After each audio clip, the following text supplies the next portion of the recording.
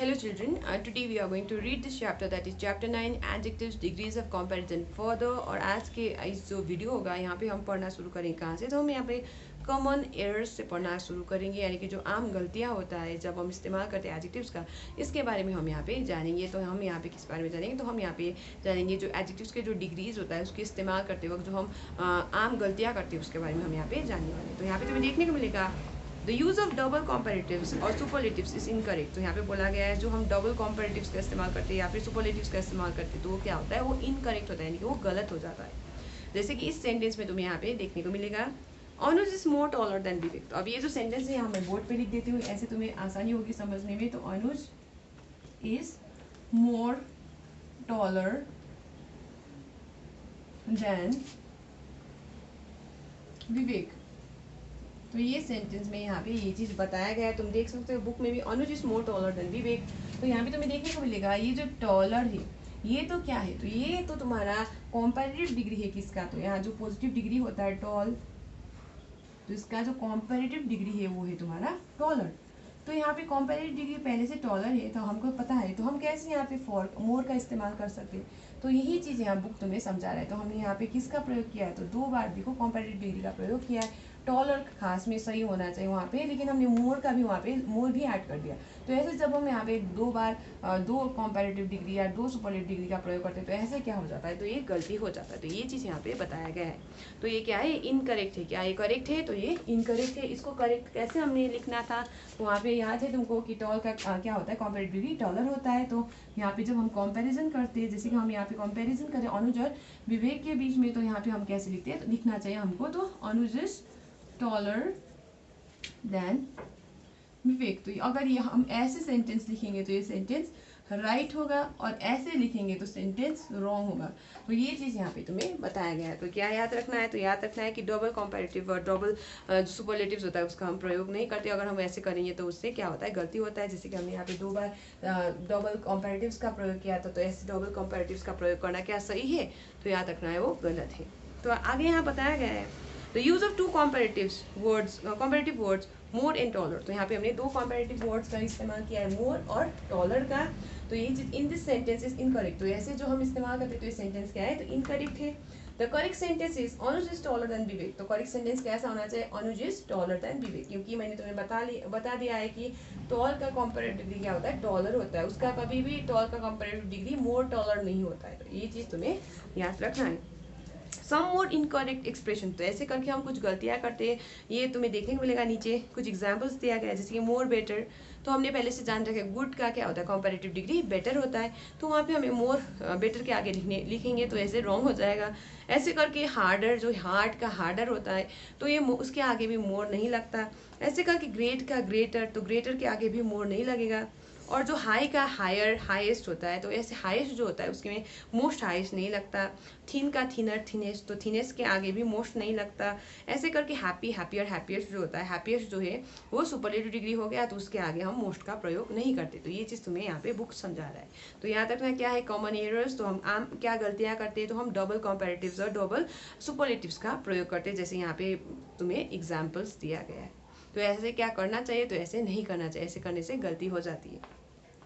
तो अब हम आगे यहाँ पे use of much and many के बारे में पढ़ने वाले हैं। तो तुम आप बुक में देख सकते हो, लुक एट दिस फ्रेजेस। तो यहाँ पे फ्रेजेस दिए गए, वहाँ पे much worry, much pleasure, many towns, many clients. तो यहाँ पे याद रखना है कि मच का हम प्रयोग करते हैं अनकाउंटेबल नाउन्स के साथ, और मेनी का प्रयोग करते हैं किसके साथ, तो काउंटेबल नाउन्स के साथ। तो अनकाउंटेबल और काउंटेबल नाउन्स क्या है, तुम्हें याद होना चाहिए, मैंने तुम्हें पढ़ाया था। अनकाउंटेबल नाउन्स ऐसे नाउन्स है that can not be counted, जिसकी हमने शुगर की बात करते हैं, पानी की बात करते हैं, तो क्या हम उसको काउंट कर सकते हैं, नहीं। तो ये क्या है, तो अनकाउंटेबल नाउन्स है।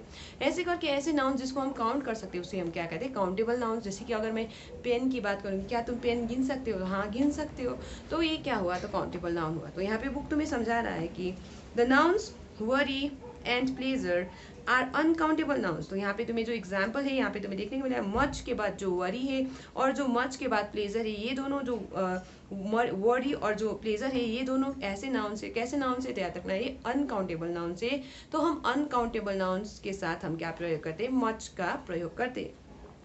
So the adjective much is used with uncountable noun. तो याद रखना इस बात को कि अनकाउंटेबल नाउन्स के साथ हम मच का प्रयोग करते हैं। लेकिन काउंटेबल नाउन्स के साथ हम क्या प्रयोग करते हैं, तो मेनी का प्रयोग करते हैं।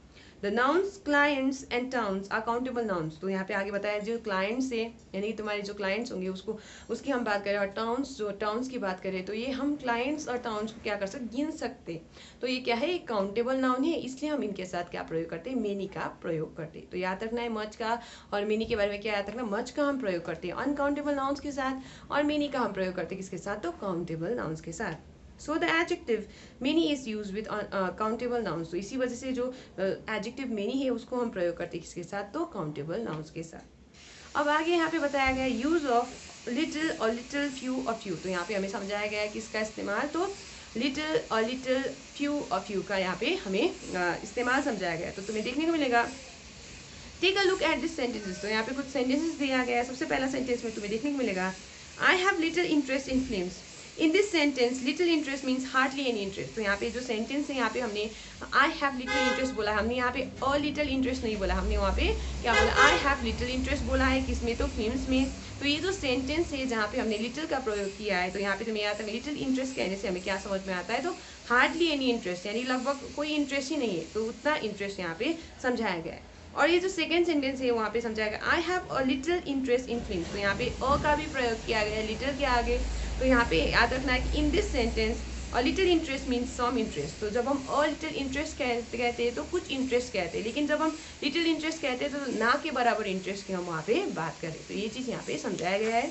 ऐसे करके आगे तुम्हें देखने को मिलेगा, now look at this sentences. तो यहाँ पे कुछ सेंटेंसेस दिए गए, I have few friends in this new school. तो यहाँ पे बताया गया I have few friends in the new school में is this sentence, in this sentence few friends mean almost no friends. तो जब हम ऐसे कहते हैं कि आई हैव फ्यू फ्रेंड्स यानी कि जो हमने फ्यू डायरेक्ट इस्तेमाल किया वहाँ पे अ इस्तेमाल नहीं किया फ्यू के आगे में, तो यहाँ पे याद रखना है जब हम ऐसे इस्तेमाल करते हैं फ्यू का तो याद रखना है उसका मतलब क्या है, तो लगभग ना के बराबर मेरा दोस्त है कहाँ पे, तो स्कूल में।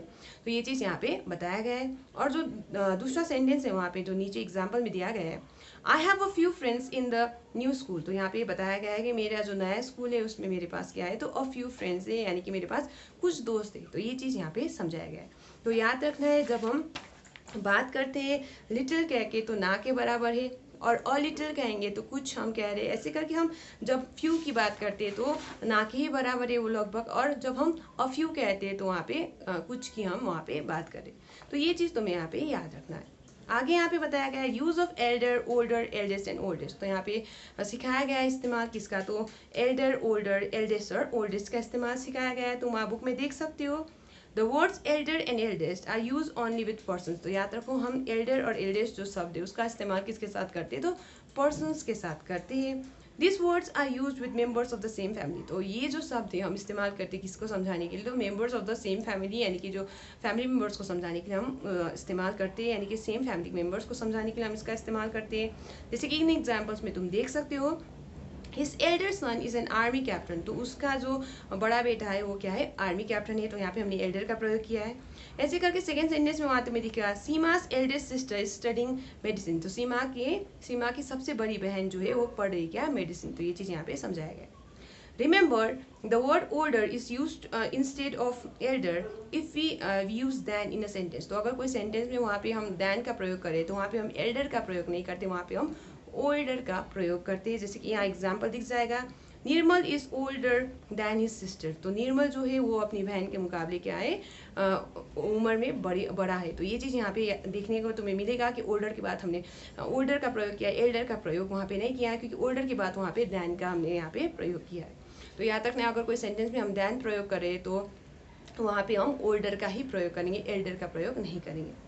आगे यहाँ पे बताया गया the words older and oldest can be use both with persons and things. तो आगे यहाँ पे याद रखना है कि ये जो वर्ड ओल्डर और ओल्डेस्ट है इसका हम प्रयोग कर सकते हैं किसके साथ, तो दोनों लोगों के साथ और चीज़ों के साथ हम इनका प्रयोग कर सकते हैं। जैसे एग्जाम्पल में यहाँ तुम्हें देखने को मिल जाएगा, Suman is the oldest girl in the team. तो कोई टीम में सबसे बड़ी लड़की को समझाने के लिए हम यहाँ पे इस्तेमाल करें ओल्डेस्ट को, तो यहाँ पे देखने को मिलेगा इस सेंटेंस में सुमन क्या है, तो सुमन सबसे बड़ी लड़की है कहाँ पे, उस टीम में। तो यहाँ पे कोई परिवार की हम बात नहीं करें, यहाँ पे टीम की बात करें। ऐसे करके सेकेंड सेंटेंस उसी के नीचे का सेंटेंस में तुम्हें दिखेगा, I am older than my brother. तो यहाँ पे देख लो हम यहाँ पे क्या बोल रहे हैं, तो मैं बड़ी हूँ किसके मुकाबले, मेरे भाई के मुकाबले। तो यहाँ पे जो ओल्डर है इसका हमने प्रयोग किया है, एल्डर का प्रयोग नहीं किया है, क्योंकि इस सेंटेंस में दैन का उपयोग हमने किया है। नेक्स्ट वहाँ पे तुम्हें दिखेगा this is the oldest market in this locality, ये सबसे पुराना मार्केट है इस लोकेलिटी में। तो ये चीज़ यहाँ पे समझाया गया है।